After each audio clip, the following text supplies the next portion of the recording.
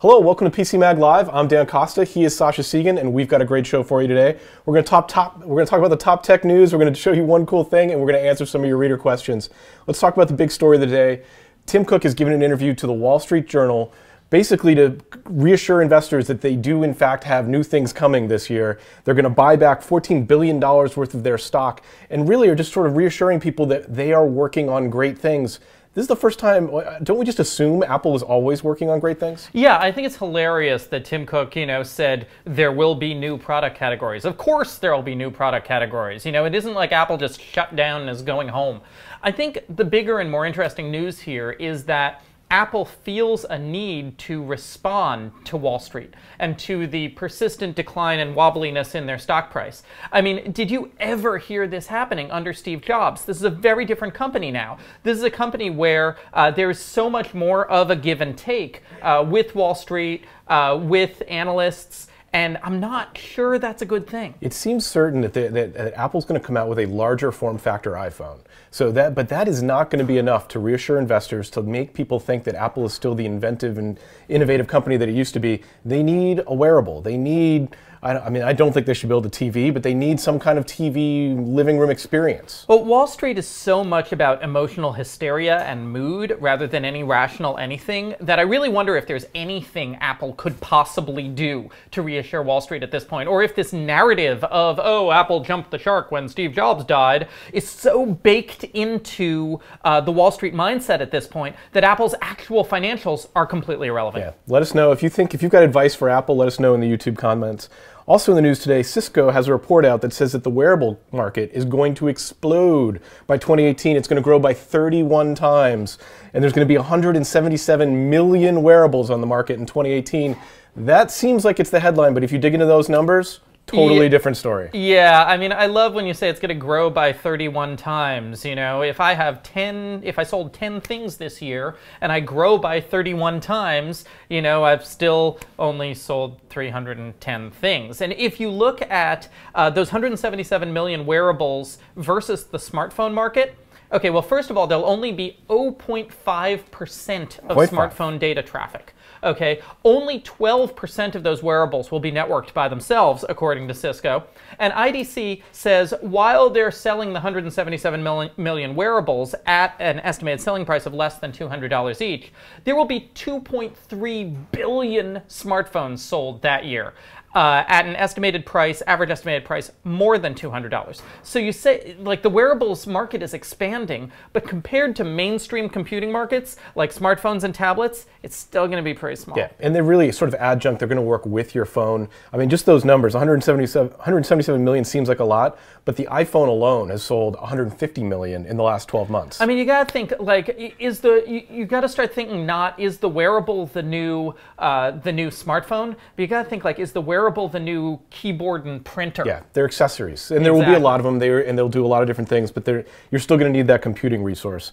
Also in the news today, DARPA is offering IBM $3.2 million to create Vanishing Programmable Resources. That's right, technology that actually self-destructs, just like Mission Impossible. And what is the code name? It's Vapor. Right. It's Vapor, Vanishing Programmable Resources. So Vapor, it is vaporware. And the idea is that, when technology is out in the field, it'll work. And then when the Army wants to turn it off, they send a code to it, and the glass structure breaks, and it is no longer functional. And this comes from what I refer to as the government's Sharks with Frickin' Laser Beams department, which is DARPA just throwing around money to see what kind of cool stuff they can develop to keep us militarily in the lead. They also offered money to Honeywell, Xerox PARC, SRI, and there are all these different approaches they have to self-destructing electronics. For instance, a silicon chip with a very thin glass coating on it, where when a radio frequency trigger is activated, the glass coating shatters and ruins the chip. Or a circuit that's under stress so that when electricity is pumped through it, it crumbles into dust.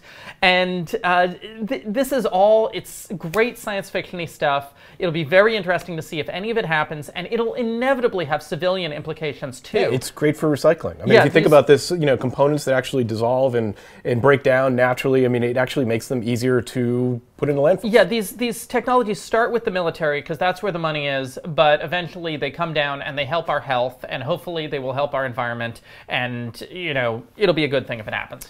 So we've got a reader question in from Anne. She was very impressed with the tiny firewall, which you guys covered earlier this week when I was out, that we showed on the show. And she's asking via YouTube, would somebody who uses a Chromebook need to use something like the tiny firewall? It turns out, yeah, you probably do. If you want to browse anonymously, this is a great way to do it. Yeah, I wouldn't say need. I mean, the role of the tiny hardware firewall is not to protect you against viruses, which the Chromebook is already relatively protected against because it's just running Chrome. It's to cloak you on the internet and to protect your identity. And it does that for a Chromebook, it does that for a smartphone, it does that for a laptop, it does it equally for any device. And of course, it is also a hotspot, which works very well with the Chromebook. So yes, the tiny hardware firewall works very well with the Chromebook. Look and see what it does. If you want that kind of utility, your Chromebook will be a great device to use it with. And of course, you can check out a full review of the tiny hardware firewall on PCMag.com.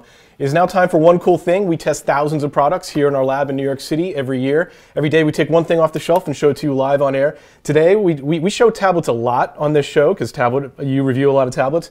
This is the absolute first tablet we have shown that costs less than $40. Yeah. It's the Ubislate 7CI tablet, $37. That is amazing.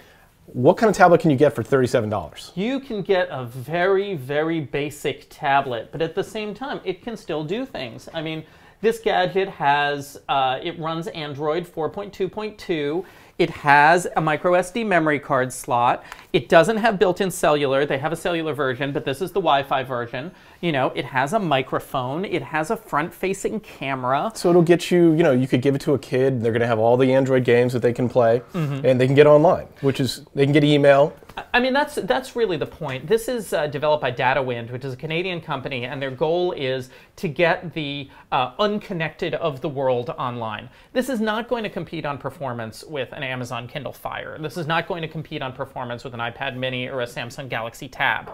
This is going to compete on performance with the other non-existent under $50 tablets. This is the bare minimum entry level, let's get you on the internet if you can't afford to get on otherwise. And I'm not done testing it yet. I'm testing it probably most of next week, but it looks like a great option if you have no other options. Very cool. Just at a revolutionary price point to see the technology, but let's not drop it. We haven't published the review yet. Just a revolutionary price point. It's really showing where this tablet technology is going and putting some pressure on the big guys to start cutting their prices too. Very cool. That is PCMag Live for today. Tune in next week. We'll have a brand new show for you. Remember to leave us comments on our YouTube page, on Facebook, and on Instagram. We will return those emails. Thank you very much.